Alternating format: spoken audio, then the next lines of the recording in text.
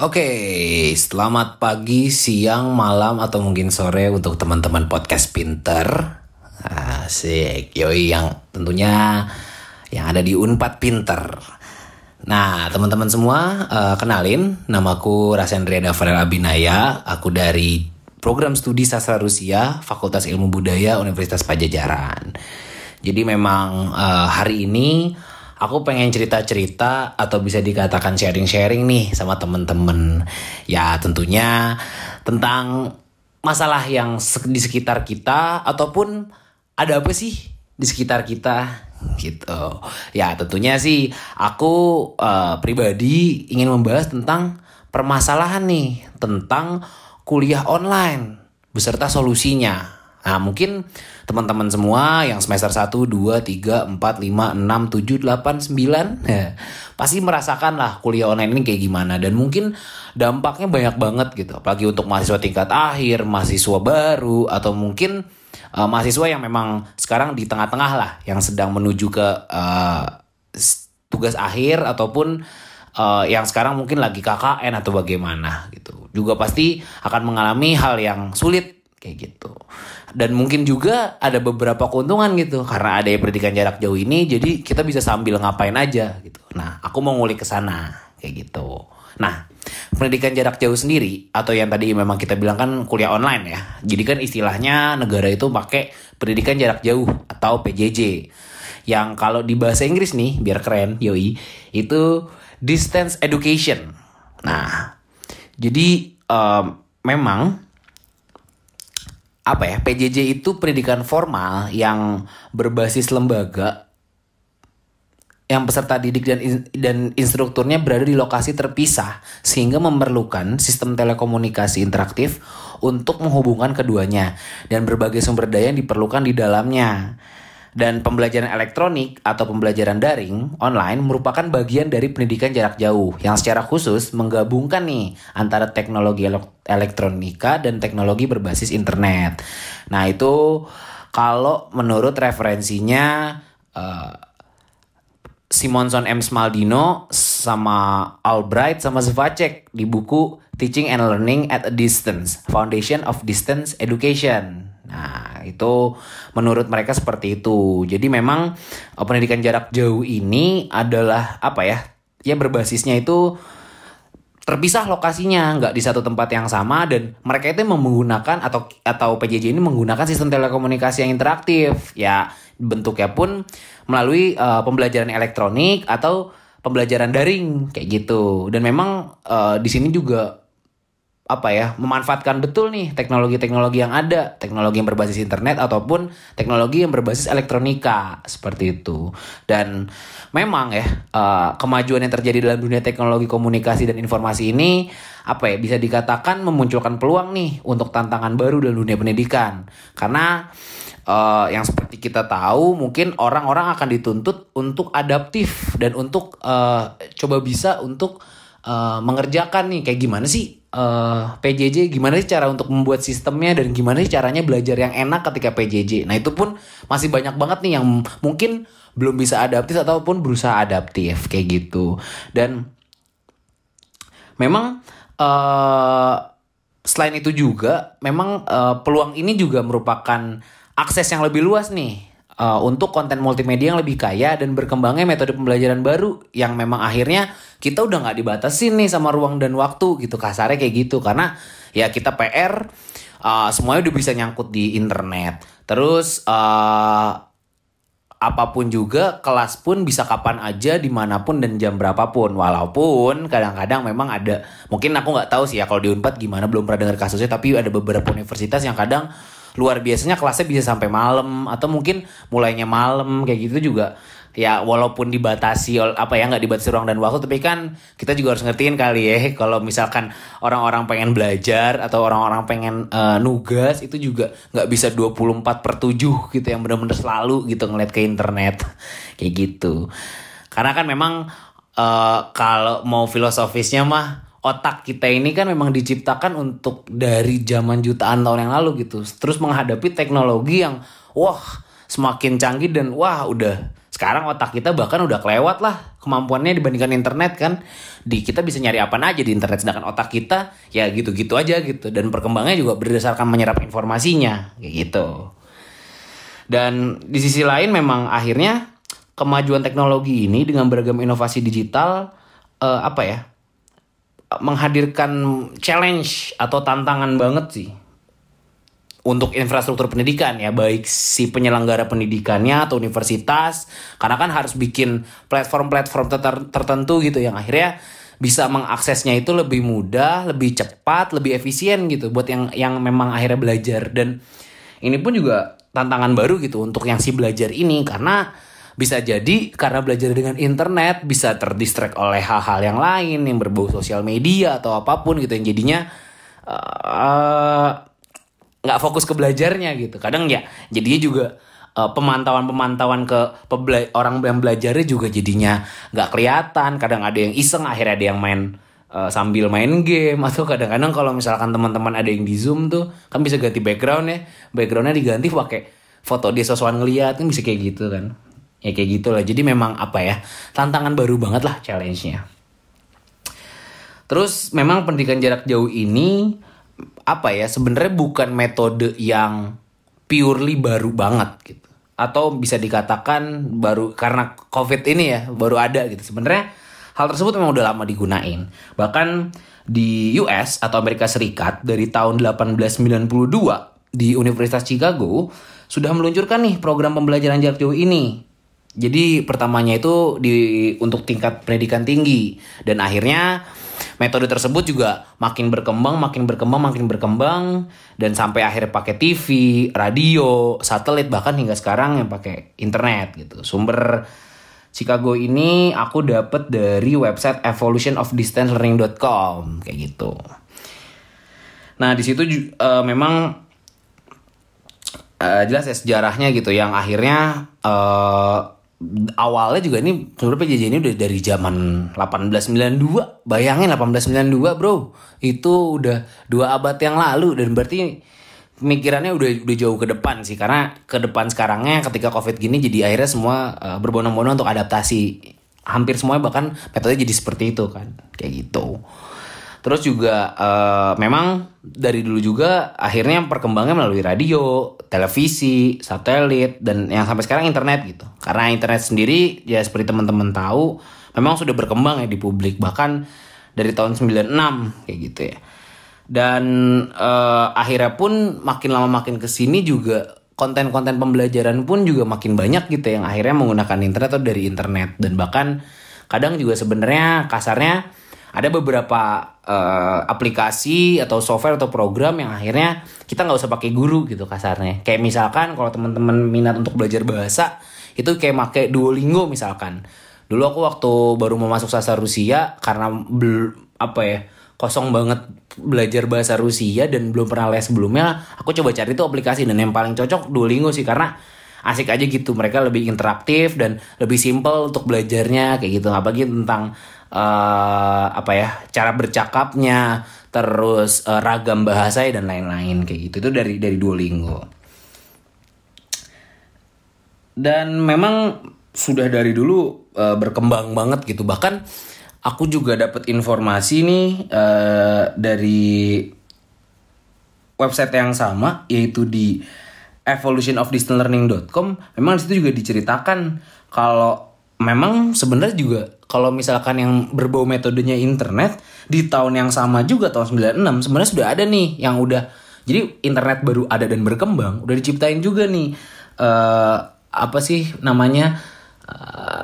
platform untuk belajar jarak jauh ini yang diciptakan oleh John Bourne, yang namanya itu adalah ALNW, Asynchronous Learning Network Web. Nah, yang mana memberikan sistem pendidikan yang bisa diakses di situ, yang lu mau buka kapan aja, kamu mau buka di mana aja, dan itu bisa kayak gitu. Dan memang aku apresiasi, akhirnya pun makin lama makin kesini, makin hari ke 2020 berkembangnya pun makin pesat. Dan ya kita mau gak mau ya, era globalisasi, yang mana akhirnya zaman dituntut untuk bergerak cepat gitu ya, untuk mencari hal-hal yang baru, membuat hal-hal yang baru gitu. Dan akhirnya platform-platform pun juga dibuat gitu. Kayak ya makin banyak, ada yang pakai Zoom, ada yang pakai Google Meet, atau bahkan ya udah kita pakai Google Classroom yang cuma diisi tugas dan lain-lain. Jadi memang udah berkembangnya teknologi informasi, jadi berpengaruh juga nih terhadap sistem yang akan dibuat kayak gitu. Nah, memang akhirnya PJJ ini kadang masih dipersepsikan orang bukan menjadi sistem yang utama gitu, karena banyak orang yang masih menggunakan sistem konvensional yang mana akhirnya kita ketemu, kita tatap muka dan lain-lain gitu. Yang mindset atau ini pandangan orang-orang subjektif menurutku ya, walaupun ini agak pragmatis, tapi memang menurut orang-orang juga hal ini masih dianggap sebagai karya inovasi gitu dalam metode pembelajaran gitu, karena ya dapat menjangkau lintas ruang, waktu, dan sosioekonomi bahkan gitu. Dan masyarakat pun juga dengan seperti ini bisa dikatakan mendapatkan pilihan alternatif nih, ya alternatif untuk mengakses pendidikan, yang mana secara umum pendidikan jarak jauh memang punya prinsip yang banyak menurutku, dan ini bisa untuk mindset untuk teman-teman juga ya. Prinsipnya itu ada 3. Yang pertama tuh akses. Jadi bagaimana teman-teman membuka atau si penyelenggara itu menciptakan akses yang mudah nih untuk si pembelajarnya tersebut. Lalu yang kedua, pemerataan yang merujuk kepada asas keadilan dan persamaan hak bagi siapa saja untuk mengenyam pendidikan tersebut. Jadi nggak ada halangan, nggak ada apapun, PJJ ini harus tetap jalan gitu. Tentunya dengan support pemerintah, penyelenggara infrastruktur PJJ ini juga harus berkontribusi, karena kan haknya harusnya buat siapa aja dan kapanpun gitu. Karena juga aksesnya mudah dibandingkan sistem konvensional yang ya udah harus masuk ke kampusnya dulu dan lain-lain gitu, yang tidak terbatas oleh lintas dan waktu. Terus yang ketiga, kualitas. Nah, ini juga penting banget gitu. Kadang karena di online gini bukannya memudahkan ngasih informasi gampang aja, tapi lupa terhadap kualitas yang diberikan dari pengajar terhadap orang-orang yang mau belajar. Itu penting karena kita harus punya jaminan nih tentang standar pengajar, materi bahan ajar yang baik, dan ujian yang tentunya mandiri dan nggak curang gitu. Dan proses pembelajaran interaktif ini memang harus dipikir matang-matang secara kualitas. Nggak bisa cuman udah, atau secara balikin tangan udah cuma ngasih udah beres gitu. Walaupun mudah jadinya, tapi nggak bisa kayak gitu. Karena akhirnya kalau misalkan tidak dipikirkan kualitasnya, orang-orang akan menuntut kepada sistem konvensional lagi gitu. Karena kan konvensional lebih enak ketemu. Dan menurutku juga ada beberapa sih karakteristik pendidikan jarak jauh gitu. Yang pertama, pastinya jelas pengajar dan peserta tidak satu ruangan. 2, penyampaian ajaran materi pun dilakukan dengan media atau platform internet. 3, menekankan cara belajar mandiri. Nah, tapi harus ada yang bisa mengaturnya, lembaga ataupun kemandirian kita untuk mengatur hal tersebut. Terus ada keterbatasan pada pertemuan tatap muka. Nah, biasanya ya karena memang akhirnya juga kondisi COVID gini, mungkin dikata kita perlu sih sedikit ada tatap muka gitu. Tapi akhirnya kita juga jadi nggak banyak gitu. Dan walaupun aku juga dengar di Unpad ada beberapa fakultas yang masih tatap muka gitu. Walaupun ada pro kontra di sini, ada tatap muka tapi nggak banyak, cuma sekali 2 kali. Tapi ya tetap mungkin dalam PJJ ini yang memang paling nyamannya gitu loh. Mungkin juga karena sejati manusia ya, ketemu orang langsung gitu ya. Karena ngobrolnya lebih beda gitu. Karena kita bisa menyebarkan aura, menyebarkan rasa kita tuh lebih terbuka gitu ketika kita bertemu langsung dibandingkan dengan online atau daring seperti ini kayak gitu. Lalu berikutnya itu fleksibilitas dalam proses pembelajaran. Nah, ini penting karena dalam belajar dan apapunnya harus fleksibel, nggak dipersulit, nggak diperumit, dan mudah aja kayak gitu. Dan memang secara teknologi pun kita jangan tadi aku juga udah pernah bilang di awal ya, karena kualitas pembelajaran atau pematerian itu juga berpengaruh akan teknologinya juga gitu. Karena kalau misalkan kualitasnya udah baik, materialnya udah cakep, tapi teknologi yang nggak paham, ya mau ngomong gimana gitu. Karena orang kan juga pengen akses yang cepet gitu. Dan memang membutuhkan teknologi yang cukup dalam gitu ya, walaupun bentuk digital atau bagaimana, kan bisa tuh pakai surat elektronik ya, video konferensi, atau bisa dikatakan ada membuat forum diskusi yang bentuknya jaringan gitu melalui sosial media atau bagaimana. Nah, walaupun akhirnya memang belajarnya pun jarak jauh dan kita sudah tidak ada batasan geografis, ruang dan waktu, tapi memang ada beberapa hal yang ketika disampaikan melalui internet ini tidak menangkap secara gestur dan ekspresi dari pengajar atau peserta didik, yang kadang akhirnya pemberian hal yang batiniah yang seperti ini kadang nggak kerasa, yaitu melalui ekspresi dan gerakan mereka gitu. Kadang ada kan hal ini memang susah dideskripsikan, tapi ada feel ketika kalian ketemu langsung, itu akan lebih terbuka gitu auranya satu sama lain, walaupun ini nggak referensi ilmiah banget, tapi ada hal tersebut gitu yang kayak kita nggak bisa jelasin tapi harus ketemu gitu. Dan memang sebenarnya masih banyak lagi sih teknologi-teknologi yang komunikasi yang lainnya bisa ngebantu banget nih untuk PJJ ini. Ya mungkin buku elektronik, atau mungkin kita pakai YouTube, atau mungkin dari mungkin film dokumenter Netflix kalau emang, atau enggak yang ada kuliah film juga nonton di Netflix atau gimana gitu. Jadi akhirnya banyak hal yang bisa dimanfaatkan gitu teknologi di internet. Nah, buat keunggulan dan kelemahan PJJ. Nah, PJJ ini keunggulannya banyak dan kelemahannya juga banyak. Nah, keunggulannya menurutku ada 3. Yang pertama, proses pembelajaran dapat dilakukan tanpa dibatasi oleh ruang dan waktu. Jelas, tadi yang aku udah sebut di awal. 2, penggunaan teknologi dan informasi jadinya lebih enak gitu, karena mungkin biayanya kalau dihitung secara logis ya daripada sistem pendidikan konvensional gitu.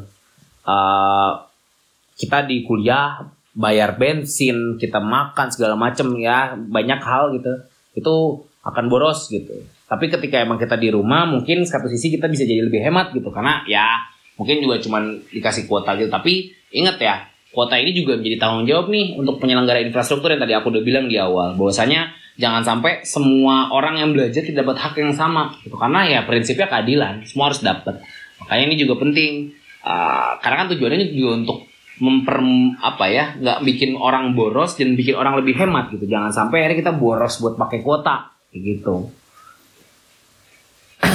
Terus juga materi ajar juga akhirnya kan karena gampang dan bisa tersimpan di mana gitu, misalkan di internet, jadi ya teman-teman bisa ngebacanya berulang-ulang ataupun bisa mau ngeliat lagi dan lain-lain kayak gitu. Tapi walaupun seperti itu, tentunya banyak kelemahan nih dalam metode pendidikan jarak jauh. Jadi minimnya kontak langsung antara pengajar dan peserta didik. Jadi ini memperlambat proses terbangunnya relasi sosial dan nilai-nilai yang menjadi tujuan dasar pendidikan. Ya bener kayak aku bilang juga di awal, kayak ada rasa yang nggak enak juga, nilai-nilai sosial, ekspresi atau gerakan yang nggak bisa disampaikan di media gitu, belum ada yang bisa menyampaikan gitu. Kecuali ada hologram yang kayak Star Wars gitu, nggak juga sih sebenarnya. Terus yang kedua, rendahnya kontrol terhadap proses pembelajaran serta sebagai implikasi dari cara belajar mandiri yang menjadi titik berat dari pendidikan jarak jauh. Ya, karena ini yang aku bilang juga di awal gitu. Mengkontrol dirinya pun jadinya lebih suka-suka dia. Dan kadang orang bisa memanfaatkannya dengan curang gitu. Ya kayak misalkan di video reference Google Meet atau Zoom-nya dimatiin atau diganti pakai foto background atau ya pokoknya bisa banget dicurangin, yang sebenarnya kadang di pembelajaran itu harus ada penegasan dari sang guru gitu ya, untuk anak-anaknya biar pada mau kayak gitu. Terus yang ketiga, keterbatasan teknologi komunikasi yang tidak dapat menghentikan sepenuhnya proses komunikasi dan interaksi secara langsung terjadi dalam pendidikan konvensional. Yang seperti aku bilang gitu, ada komunikasi yang tidak dua arahnya, kurang terasa juga gitu ketika memang itu daring gitu. Dan sebenarnya masih banyak banget kalau kita ngomong kelemahan dan kelebihan, dan memang dari permasalahan-permasalahan ini solusinya juga cukup banyak gitu ya. Dan dari aku tadi cuma menyampaikan mungkin beberapa referensi atau pendapatku ya, ya walaupun mungkin ada yang subjektif atau mungkin tadi ada yang objektif. Mangga menurut teman-teman seperti apa. Dan dari aku mah intinya dari setiap masalah yang ada ketika kita posisi COVID ini, kita harus tetap nge-suggest diri kita buat tetap selalu seneng, tetap buat bahagia, tetap cari yang keseimbangan nih antara belajar dan kebahagiaan kita gitu. Jangan sampai kita terus belajar gitu loh. Ataupun juga sama kita terlalu bahagia dan kita sampai jadi lupa belajar gitu. Intinya dunia ini harus semuanya seimbang gitu. Apapun dalam hidup kita semuanya seimbang. Jadi ketika ada masalah-masalah pun kita harus juga mencari solusinya gitu. Jangan sampai kita terpuruk dalam masalahnya aja. Karena ya tadi aku ngomong tentang keseimbangan. Jadi masalah-masalah di PJJ pun atau solusi-solusinya teman-teman bisa coba untuk carinya itu sendiri dan coba untuk menyelesaikannya gitu. Karena banyak banget menurutku masalah-masalah di PJJ ini ya, misalnya dari sistemnya, dari segala macamnya. Dan teman-teman mungkin kalau misalkan di sini aku juga kurang ngomongnya atau kurang panjang, teman-teman butuh solusi kayak ada masalah apa segala macam, boleh banget nih komen di Unpad Pinternya, atau mungkin kalau ada yang mau penasaran boleh juga chat aku atau follow aku. Kalau misalkan mau lihat ya, kalau denger sampai habis di IG itu ada @davpangrel gitu, atau cari aja Rasendria Davrel Abinaya nanti keluar, atau mau ID line juga boleh di rasen.dria. Mangga teman-teman kalau ada yang mau cerita-cerita tentang PJJ dan mungkin mau ngobrol lagi sama aku, mungkin aku bisa ngasih beberapa referensi solusi untuk teman-teman gitu. Karena yang akan mengerjakan solusi itu teman-teman gitu. Aku di sini yang cuma membantu memberikan referensi. Kayak gitu. Itu sih dari aku. Mungkin mohon maaf kalau cukup panjang dan cukup, jadi tadi aku ngomong bolak-balik mungkin atau tidak rapih, atau teman-teman mungkin merasa terganggu dengan cara bicaranya aku. Aku mohon maaf. Mungkin itu aja dari aku. Sekian. Wassalamualaikum warahmatullahi wabarakatuh. Dan jangan lupa bahagia teman-teman. Makasih.